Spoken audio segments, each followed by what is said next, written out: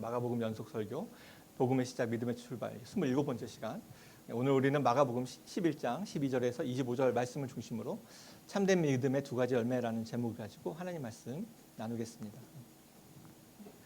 네, 오늘부터 저에게 시간이 허락될 때까지 몇 번인지 모르겠지만 작년에 10장까지밖에 읽지 못했던 마가복음을 마저 보려고 합니다. 마가복음은 복음서 중에 가장 짧은 성경이고 가장 먼저 쓰여진 복음서입니다.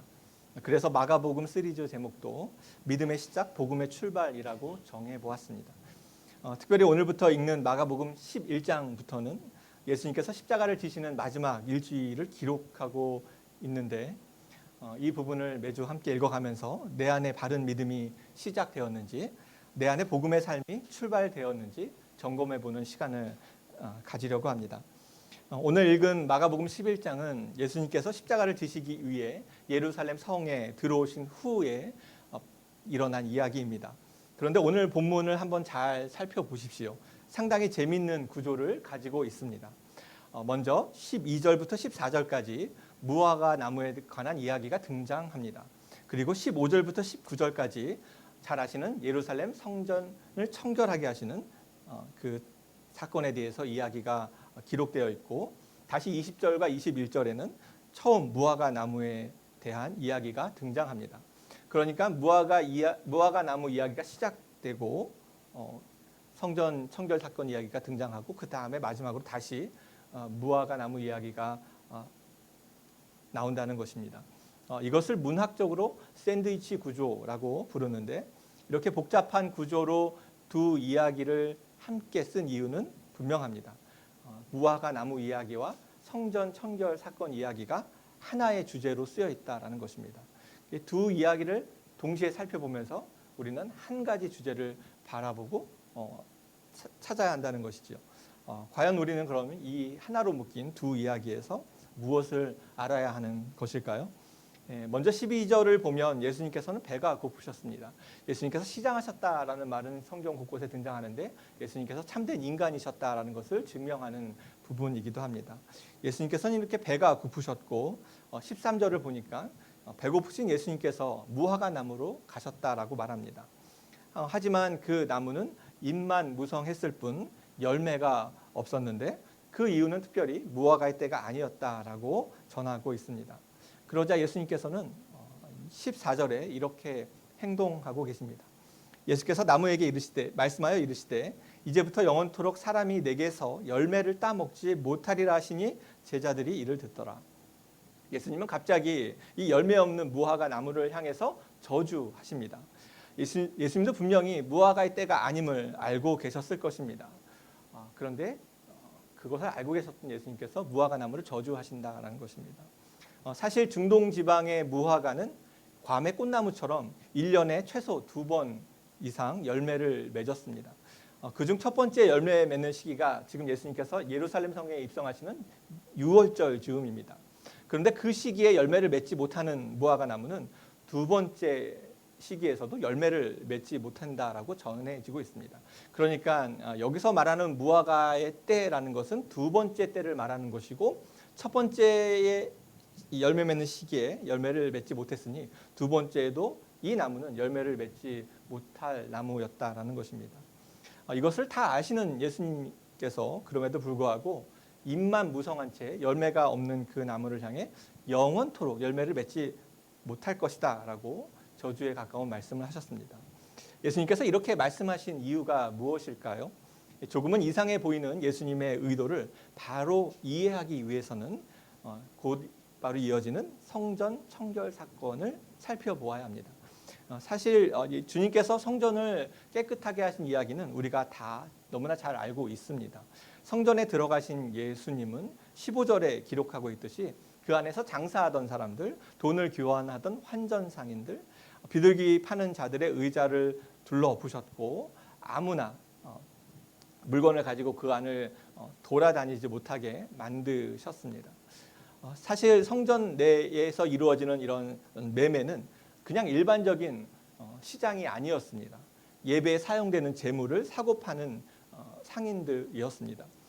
당시에 이런 당시 유대인들은 예루살렘 성전에 오면 제물을 드리고 예배를 드려야 했는데 먼 곳에서부터 제물을 드릴 동물을 가지고 오는 것은 매우 어려웠습니다. 게다가 그 오는 도중에 조금이라도 동물에 흠이 생기면 그것은 예물로 드릴 수가 없었습니다. 이런 이유로 성전 안에서는 제물에 드릴 흠 없는 동물들을 팔고 있었습니다. 또한 성전을 드나드는 사람들은 일정한 성전 세금을 내야 했는데 그 성전세는 반드시 유대인들만 쓰는 두로라는 화폐로 준비해야 했습니다. 그래서 이 화폐를 교환하는 환전상도 성전 내에서 반드시 필요한 존재였던 것입니다. 이렇게 보면 성전 내 상인과 환전상은 예배를 도와주는 역할을 하고 있었습니다. 문제는 이 상인들과 환전하는 사람들이 재물을 팔거나 환전할 때 엄청난 폭리를 취하고 있었다는 것입니다. 그리고 이렇게 큰 이익을 남길 수 있는 곳이었기에 당연히 아무나 성전에 와서 장사를 할 수는 없었습니다. 대제사장에게 성전 관리인에게 허락을 받은 사람들만 그 성전 안에서 매매와 환전을 할 수 있었습니다. 그리고 그렇게 폭리로 취해진 이익의 일부는 당연히 그 성전을 관리하는 유대교 지도자들의 손에 넘어갔습니다. 하나님께 예배를 드리는 거룩한 장소가 이런 재물을 사고 팔면서 또 환전을 하면서 취해진 사람의 이익을 추구하는 장소로 바뀌어 있었다라는 것입니다. 이러한 이유로 예수님은 가만히 계실 수가 없었습니다. 이 성전이 어떠한 곳인가를 가르치셔야 했습니다. 이런 예수님의 의도는 17절 말씀을 통해서 분명하게 알 수 있습니다. 이에 가르쳐 이르시되 기록된 바 내 집은 만민이 기도하는 집이라 칭함을 받으리라고 하지 아니하였느냐? 너희는 강도의 소굴을 만들었도다 하시매. 예수님께서는 하나님께 기도하는 집을 강도의 소굴로 만들었다라고 분노하셨습니다. 기도하는 집과 강도의 소굴은 본질적으로 전혀 다른 장소입니다. 기도하는 집은 무엇을 의미하는 것입니까? 하나님과 영적인 교통이 이루어지는 장소입니다. 그렇지만 강도의 소굴은 인간의 추악한 탐욕이 가득한 곳입니다. 그러니까 예수님은 하나님과 영적인 교제를 이루어져야 하는 그 기도하는 집, 그 거룩한 장소가 인간의 가장 추악한 욕망으로 가득한 곳으로 만들었다라고 말씀하신 것입니다. 성전은 예배를 통해서 하나님과 교통함이 일어나야 하는 곳입니다. 이러한 교통함이 일어나지 않는다면 그 장소는 아무런 의미가 없습니다. 예루살렘 성전에서 이루어지는 제사 자체는 겉으로 보기에는 완벽하게 드려지고 있었습니다. 재물 없는 흠으로 제사가 드려지고 있었고 성전세도 제대로 드려지고 있었습니다. 하지만 그 안에 있는 유대교 지도자들과 상인의 욕망 때문에 하나님께 드리는 제사를 통해서 개인의 탐욕만이 드러나고 있었습니다. 인간의 욕심만이 남아있는 곳에서 하나님께 진실되고 최선을 다해 예배를 드리는 것은 불가능했습니다. 그래서 하나님과 교통하는 예배, 그 장소가 전혀 이루어지지 않고 있었던 것입니다. 제사를 드리기 위해 이 성전을 찾아온 사람들을 한번 생각해 보십시오. 그들은 아무리 순전한 마음으로 제사를 드리려고 왔어도 제물을 구입하는 순간 이 폭리를 취하는 것 때문에 마음이 상했을 것입니다. 또한 성전세를 잘 내기 위해 순전한 마음을 가지고 왔어도 성전세를 환전하는 순간 자신이 이익을 갈취당한다는 생각 때문에 그 하나님께 드려진 마음도 상처가 되었을 것입니다. 또한 제사를 집행하는 제사장들의 입장에서 보았을 때 제물이 자기 앞으로 지나갈 때마다 이걸 통해서 내 손에 들어오는 이익은 얼마구나라고 그 계산하는 마음이 일어났을 것입니다. 이러한 마음들이 가득했기 때문에 이 시장이 이루어진 성전은 하나님의 성전, 하나님과 친밀해지고 가까워지는 그 본질이 훼손되고 있었고 예배가 전혀 드려지지 않고 있었던 것입니다. 그렇다면 우리는 예수님께서 앞서 무화과 나무를 저주하시면서 그것을 통해 주신 메시지가 무엇인지 분명히 알 수 있습니다. 잎만 무성한 무화과 나무, 열매가 있어야 할 것으로 보였던 나무가 아무런 열매가 없어서 저주를 받았습니다. 잎만 무성한 열매 없는 나무는 겉으로 보이기에는 완벽하게 보이는 제사를 드리는 성전처럼 보이지만 실상은 아무런 예배의 열매를 드리지 못하는 이 유대인의 예루살렘 성전과 같았던 것입니다. 인간의 욕심만 가득하고 하나님과 진정한 예배, 하나님과 진정한 소통이, 교통이함이 이루어지지 못하는 이 유대인들에게 예수님은 열매 없는 무화과 나무를 통해서 경고하시면서 너희가 겉으로는 예배를 잘 드리고 있는다고 할지는 모르겠지만 그 예배의 열매는 전혀 이루어지지 않고 있다라고 경고하셨던 것입니다. 그들은 화려한 종교 생활을 보여주고 있었지만 겉모습에 지나지 않고 있었고 형식만 남은 믿음이었습니다. 그런 믿음을 향해 예수님은 입은 있지만 이미 죽은 나무와 같다라고 말씀하신 것입니다. 만약 예수님께서 지금 이 성전을 보시면서 여러분 각자의 믿음 상태를 보신다면 예수님은 무엇이라고 말씀하실까요? 어쩌면 겉으로는 이곳에서 드려지는 예배가 그럴듯하게 보일지도 모르겠습니다. 약속된 시간에 자리에 앉아서 예배가 시작되고 찬양과 헌금도 드려지고 말씀도 선포되고 결단하는 기도까지 이어집니다. 그런데 이 모든 것이 이루어지는 이 성전을 한순간에 강도의 소굴로 만들 수가 있습니다. 바로 우리 각자 마음속에 하나님과의 진정한 만남, 친밀한 교통보다는 인간의 욕망이 담겨 있을 때에 그렇습니다. 아무리 목회자가 멋진 설교를 하고 수월하게 예배를 진행한다 하더라도 그 목회자의 마음속에 빨리 이 교회를 키워야지 하는 욕망을 담고 있다면 이미 그 목회자는 하나님의 성전을 강도의 소굴로 만들고 있는 중입니다. 아무리 성도 여러분 한 사람이 예배 시간도 잘 지키고 헌금도 드리고 봉사를 해도 그 마음속에 하나님을 예배하는 순전함이 없다면 하나님을 참되게 예배하는 것 외에 다른 인간적인 계산을 하고 있다면 이미 그 마음 때문에 하나님의 성전을 강도의 소굴로 만들고 있는 것입니다. 아무리 예배에 참석하고 교회에 와서 교제를 이룬다 하더라도 그 예배에 참석하고 교제를 이루어지는 그 과정 속에 나에게 돌아올 이익을 계산하고 있다면 이미 그 마음은 하나님의 성전을 강도의 소굴로 만들고 있는 중입니다. 속마음은 사람은 모르지만 하나님은 아실 텐데 과연 하나님께서 지금 여러분 각자의 예배를 보시면서 하나님은 하나님의 성전이라고 말씀하실까요? 강도의 소굴이라고 말씀하실까요? 오늘 이 시간 이 자리에 계신 한 사람도 강도의 소굴이 되지 않기를 간절히 축원합니다. 성전을 깨끗하게 하신 예수님은 그 다음 날 아침에 다시 그 무화과 나무 앞을 지나가셨습니다. 어떠한 일이 있었을까요? 20절, 21절은 이렇게 전하고 있습니다. 그들이 아침에 지나갈 때 무화과 나무가 뿌리째 마른 것을 보고 베드로가 생각이 나서 여짜오되 라삐여 보소서 저주하신 무화과 나무가 말랐나이다. 그 무화과 나무를 지날 때 베드로가 생각이 나서 예수님께 저주하신 나무가 말랐다라고 보고하였습니다. 하루아침에 말라 죽은 이 나무가 베드로의 눈에는 신기해 보였던 듯 싶습니다. 그런데 이런 베드로에게 예수님은 너무나 흥미로운 대답을 하고 계십니다. 22절 말씀을 보십시오. 예수께서 그들에게 대답하여 이르시되 하나님을 믿으라. 예수님 무화과 나무가 말랐습니다 라고 했는데 예수님은 하나님을 믿어라고 말씀하신다는 것입니다.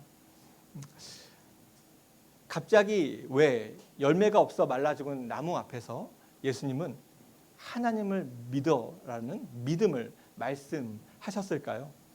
유대인들의 성전 제사는 겉으로 보기엔 그럴듯했지만 열매가 없다고 하신 그 말씀을 기억해 보면 본질적으로 잘못된 신앙은 결코 하나님을 믿는 믿음이 아니다라는 것을 강조하신 것입니다. 다르게 말하면 열매 없이 겉만 무성한 나무가 이미 죽은 것과 같이 믿음의 열매가 없는 신앙은 하나님을 믿지 않는 죽은 신앙이라는 것입니다. 그렇다면 과연 주님이 말씀하시는 하나님을 믿는다라는 것은 무엇을 의미하는 것일까요? 하나님을 믿는다는 것이 무엇인지 23절에서 그 의미를 발견할 수 있습니다. 내가 진실로 너희에게 이르노니 누구든지 이 산더러 들리어 바다에 던져지라 하며 그 말하는 것이 이루어진 줄 믿고 마음에 의심하지 아니하면 그대로 되리라. 많은 성도님들이 이 말씀을 좋아하셔서 그래 믿어 하면 믿기만 하면 산이 옮겨질 거야라고 생각하곤 합니다. 이 말씀에서 중요한 것은 믿음이라는 것입니다. 믿어.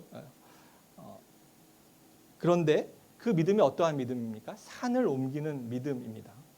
구약 시대부터 산을 옮긴다라는 의미는 하나님 자신만이 행할 수 있는 능력으로 전해졌습니다. 그러니까 내가 믿어서 산을 옮기는 것이 아니라 하나님께서 산을 옮길 수 있다라는 그 하나님의 능력을 믿는다라는 말입니다. 출애굽기 19장에서도 하나님이 모세에게 나타나실 때 온 산이 진동하였다라고 기록하고 있고 시편 68편이나 예레미야 4장에서도 하나님께서 실질적으로 일하실 때 산이 진동하였다라고 기록하고 있습니다. 시편 90편에서도 산을 조성하시는 하나님이라고 기록되고 있습니다. 그러므로 산을 옮기신다라는 것은 하나님만이 살아계신 하나님만이 행하실 수 있는 능력이고 그 살아계신 하나님, 능력의 하나님을 믿는다라는 것입니다.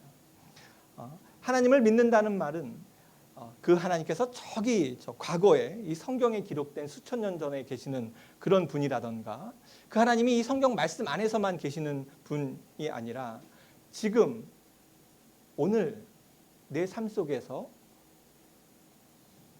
역사하시고 계신다라는 것, 살아계셔서 일하시고 계신다라는 것을 믿는다는 말입니다.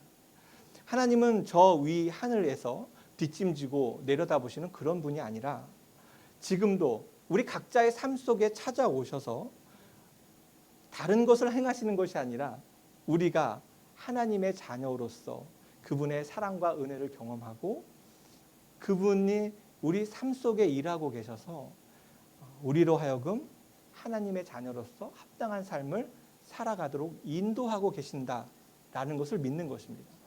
그래서 하나님을 믿는다라고 말할 때 하나님께서 내가 원하는 것을 이루어 주시는 분이시지 내가 산을 옮기기를 원할 때 하나님이 내 믿음 때문에 산을 옮겨주시는 것인지를 믿는 것이 아니라 하나님 산을 옮기시는 그 살아계신 하나님께서 내 삶 안에 들어오셔서 내 삶을 움직이신다라는 것을 믿는 것입니다. 믿음의 변화는 내가 다른 것을 변화시키는 것이 아니라 내 안에 있는 이 인간의 욕망, 사람의 욕심, 이 죄의 산이 움직이고 진동하는 것을 말하는 것입니다. 그렇다면 여러분은 진정으로 하나님께서 살아계셔서 지금 내 삶 속에 굳게 박혀있는 그 죄의 산이 진동하고 있고 내 삶에서 하나님께서 원하고 계시는 방향으로 인도하고 계신다라는 것을 믿고 계십니까? 이 예배의 자리에서 살아계신 하나님이 함께 하셔서 내 뜻과는 다른 하나님의 뜻으로 나를 인도하고 계신다라는 것을 믿고 계십니까? 그 하나님을 진지한 마음으로 마주하고 계십니까? 오늘 이 예배의 이 말씀을 들으면서 이 말씀이 다른 사람에게 하는 것이 아니라 바로 나에게 말씀 듣는 것 좋아하지만 변화하기를 싫어하는 이 내 안에 이 죄의 산이 움직이기를 원하고 계시는 그 하나님의 말씀으로 듣고 계십니까? 만약에 이 질문에 그렇다라고 대답할 수 없다면 어쩌면 예배는 드리고 있지만 인간의 욕망으로 가득했던 그 예루살렘 성전처럼 겉에 인분 무성했지만 실상 열매가 없었던 그 죽어버린 무화과 나무처럼 아무런 신앙의 열매 없이 하나님을 믿는 헛된 믿음일지도 모르겠습니다. 그렇다면 나는 진정으로 하나님을 믿고 있어서 살아계신 하나님이 지금도 내 삶 가운데 역사하고 계셔서 잎만 무성한 무화과 나무가 아니라 열매를 맺고 있다면 그 믿음은 지금 어떠한 열매를 맺고 있어야 할까요? 다르게 말하면 내가 정말 하나님을 신실하게 믿고 있어서 하나님이 나를 인도하고 계시다라는 것을 믿는다면 그 믿음은 지금 이 땅에서 어떠한 열매를 맺고 있을까요? 오늘 본문에서는 예수님은 두 가지 열매를 맺고 있어야 한다라고 말씀하고 있습니다. 그 첫 번째 열매는 24절에 이렇게 기록되어 있습니다. 그러므로 내가 너희에게 말하노니 무엇이든지 기도하고 구하는 것을 받은 줄로 믿으라. 그리하면 너희가 그대로 되리라. 이 말씀에서 강조하는 게 무엇입니까? 내가 원하는 대로 기도하면 다 된다라는 그 말씀입니까? 아닙니다. 그 전에 기도해야 한다라는 것입니다. 내가 원하는 대로 하나님께서 다 원해 주신다를 말씀하시는 게 아니라 그 전에 기도의 자리에서 기도해야 한다는 것을 강조하시는 말씀이라는 것입니다. 살아서 일하시는 하나님을 믿는 믿음이라면 기도라는 열매가 맺히고 있어야 한다라는 의미입니다. 형식적이고 외식적인 믿음이 아닌 진실한 믿음의 사람은 기도하는 사람입니다. 바꿔 말하면 기도하지 않는 사람은 믿음이 없는 사람이다라는 의미입니다. 물론 기도할 때도 형식적으로 할 수 있습니다. 사람들에게 보이기 위해서 기도할 수 있고, 사람들 들으라고 큰 소리로 기도할 수 있고, 사람들에게 자랑하기 위해서 금식기도 40일도 할 수 있습니다. 하지만 그것을 다 떠나서 일단 진실한 믿음의 사람은 기도의 자리를 지키는 사람이고, 기도의 기다림으로 계속해서 그 자리를 지키는 사람입니다. 우리는 계산적으로 내 기도가 응답되느냐 안 되느냐를 먼저 따지고 있을지도 모르겠습니다. 그래서 하나님은 내 기도 응답하시지 않으시던데, 하나님은 내 기도 잘 안 들어주셔 라는 말로 의뢰이 기도하는 자리를 멀리하는 그런 경우도 있습니다. 하지만 하나님을 믿는 믿음이 있다면 이것저것 계산하고 따지지 말고 기도하고 있어야 한다라는 것입니다. 왜냐하면 기도하는 그 자체가 믿음이 있다는 증거이고, 기도 자체가 믿음의 열매이기 때문에 그렇습니다. 반대로 말하면 기도하지 않는 것은 하나님을 믿지 않고 있다라는 증거입니다. 겉으로 잎만 무성한 무화과 나무, 속은 말라서 죽은 것처럼 기도하지 않는 것은 내가 하나님을 불신하고 있다라는 증거라는 것입니다. 내 기도가 물론 내가 원하는 시간과 방법대로 이루어지지 않을 수 있습니다. 대부분 그럴 것입니다. 하지만 내 기도가 하나님의 시간과 방법으로 응답될 것을 믿는다면 이러한 믿음을 가진 성도는 기도할 것입니다. 어떤 사람은 이렇게 얘기합니다. 하나님이 다 아는데 왜 기도까지 해야 하느냐? 하나님은 다 아시지만 우리는 모르기 때문에 기도하는 것입니다. 믿음 있는 사람, 하나님께서 내 삶을 인도하고 계신다는 것을 믿는다면 무엇보다 그 하나님의 뜻을 알기 위해서 기도할 것입니다. 그래서 예수님은 무엇이라고 말씀하고 계십니까? 24절을 한번 다시 보십시오.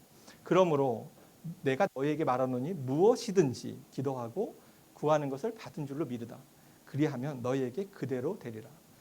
진정한 믿음은 받은 줄로 믿는 믿음을 가진 믿음이고, 반드시 기도라는 열매로 맺히고 있어야 합니다. 두 번째, 하나님께서 살아계심을 믿는 믿음의 열매는 25절에 이렇게 말씀하고 있습니다. 서서 기도할 때에 아무에게나 혐의가 있거든 용서하라. 그리하여야 하늘에 계신 너희 아버지께서도 너희 허물을 사하여 주시리라 하시니라. 나의 믿음이 형식적인 것이 아니라 진정한 믿음이라면 그 믿음은 용서의 열매를 맺는다라는 것입니다. 다시 말하면 내가 용서의 삶을 살아내고 있지 않다면 그 믿음은 입만 무성한 가식적이고 형식적인 믿음이라는 것입니다. 왜 예수님께서 갑자기 믿음을 이야기하시다가 그리고 기도를 얘기하시다가 사람 관계에서 일어나는 용서를 말씀하고 계실까요? 이 예수님이 용서를 말씀하시는 것이 좀 뜬금없다라고 생각이 들 수도 있습니다. 이유가 무엇일까요? 여러분 지금까지 살아오시면서 다른 사람과 아무런 문제가 없으신 분 계십니까? 우리는 살아오면서 다른 사람과의 관계에 문제가 늘어나면 늘어났지 줄어드는 경우는 거의 없습니다. 그런 관계의 어려움 속에서 나에게 상처 준 사람을 용서하는 것만큼 어려운 것도 또한 없어 보입니다. 특히 용서가 어려운 것은 나에게 잘못한 사람은 정작 자신의 잘못을 전혀 인식하지 못하고 있을 때가 많다라는 것입니다. 자기가 잘못이 없다고 생각하는 사람을 용서하는 것은 사실상 불가능한 일이기도 합니다. 이런 인간의 관계들을 고려해 볼 때 용서가 온전히 이루어진다라는 것은 어떻게 보면 인간적인 생각으로 불가능한 것이 아닌가라고 생각이 들기도 합니다. 이러한 용서의 어려움을 누구보다 예수님도 잘 아실 텐데 이 예수님께서 이 용서의 어려움을 잘 아시는 예수님께서 왜 하나님을 믿는 믿음을 강조하시면서 용서에 대해서 말씀하고 계실까요? 왜 그러실까요? 그것은 우리의 믿음 생활은 결코 하나님과의 관계에서만 이루어지는 것이 아니기 때문에 그렇습니다. 하나님은 십계명을 주실 때에도 하나님과의 관계뿐만 아니라 사람들 사이에서의 관계에도 온전하라고 명령을 주셨습니다. 예수님께서 새 계명을 주실 때에도 하나님만을 사랑해라고 하신 것이 아니라 하나님을 사랑하고 내 이웃을 사랑하라라고 말씀하셨습니다. 예수님은 주기도문을 가르치실 때에도 분명히 말씀하셨습니다. 우리가 우리에게 잘못한 사람을 용서하여 준 것 같이 하나님 우리의 죄도 용서하여 주시옵소서라고 기도하라고 가르쳐 주셨습니다. 우리가 하나님께 잘못을 용서받기 전에 우리가 먼저 나에게 잘못한 사람을 용서해야 한다는 말씀입니다. 주님은 결코 수직적인 하나님과의 관계만이 온전한 믿음이라고 말씀하지 않고 계십니다. 우리가 하나님과 관계가 온전하다면 우리의 모든 인간 관계에서 용서를 통해서 그것을 증명하라라고 말씀하고 계십니다. 왜 그렇겠습니까? 우리가 하나님의 자녀가 될 수 있는 것은 나에게 어떠한 공로가 있어서가 아니라 나에게 어떠한 능력이 있어서가 아니기 때문에 그렇습니다. 나를 사랑하셔서 우리를 사랑하셔서 우리를 하나님의 자녀 삼으시기 위해 그 하나밖에 없는 아들을 주신 하나님의 사랑 때문입니다. 우리가 이렇게 아무런 값 없이 하나님의 자녀가 되었기 때문에 우리 역시 우리에게 잘못한 사람을 용서할 수 있어야 한다는 것입니다. 다른 말로 하면 나에게 잘못한 사람을 용서하지 못하는 것은 이미 내가 하나님의 용서를 충분히 받지 못했다, 충분히 경험하지 못했다라는 것을 반증하는 것입니다. 더 나아가서 우리가 사람을 용서하는 것은 내 믿음의 실질적인 유익이 있습니다. 사람으로서 누군가에게 억울함을 느끼고 분을 느끼기 시작하면 우리는 다 그 분노의 감정, 그 억울함의 감정에 사로잡히게 됩니다. 잠이 잘 안 오기도 하고 자다가도 벌떡 일어나서 한숨을 쉬기도 하며 어떻게 복수해야 할지 작전과 계획을 세우기도 하고 심지어 만나기만 하면 다리 몽둥이를 부러뜨리겠다라는 그런 복수의 마음을 지닌 채 살아가게 됩니다. 이런 상태가 되면 그 관계에 매여서 우리는 실질적으로 아무런 일을 하지 못하게 됩니다. 그런데 그러한 마음속에 분을 품고 살아간다면 우리가 어떻게 하나님과 바른 관계를 이루어갈 수 있겠습니까? 전혀 그럴 수가 없습니다. 이런 이유로 예수님은 기도하기 전에 용서부터 먼저 하라고 말씀하신 것입니다. 사람에게 분을 품은 채 결코 하나님을 예배하고 찬양할 수는 없기 때문에 그렇습니다. 어떤 인간 관계도 하나님과의 관계보다 더 중요하지 않다라는 것을 고백한다면 하나님과의 관계가 온전히 이루어지기 위해서 사람을 용서해야 한다는 것입니다. 인간의 그 어떤 관계보다 하나님과의 관계가 우리 삶의 본질이기 때문에 그렇습니다. 목사님 너무 용서에 대해서 쉽게 얘기하는 거 아닙니까? 라고 말씀하실지 모르겠습니다. 네. 그렇지만 우리 안에 있는 분노와 억울함 상관없이 우리가 하나님과의 관계가 너무너무 중요하다고 여긴다면 적어도 나에게 아픔을 준 사람을 용서해야겠다라는 마음을 품고 살아가게 될 것입니다. 적어도 그 사람이 무엇을 잘못했는지조차 모르고 살아간다 하더라도 언젠가는 그 사람이 자기 잘못을 안쓸 때 내가 먼저 두 팔 벌려 안아주겠다라는 그 용서의 마음을 갖고 살아갈 것입니다. 그럴 때 우리는 하나님의 앞에서 온전히 하나님과의 관계를 이루어질 수 있다는 것입니다. 오늘날 교회에 나오는 우리는 겉으로는 너무나 완벽해 보입니다. 우리의 신앙 행동은 무엇 하나 흠 없어 보이기까지 합니다. 매주 교회에 나와 예배를 드리고 매일 성경도 읽고 규칙적인 기도 생활을 하기도 합니다. 이런 우리에게 오늘 본문을 통해 예수님은 이러한 신앙의 행동 속에 본질이 무엇인가라고 물어보고 계십니다.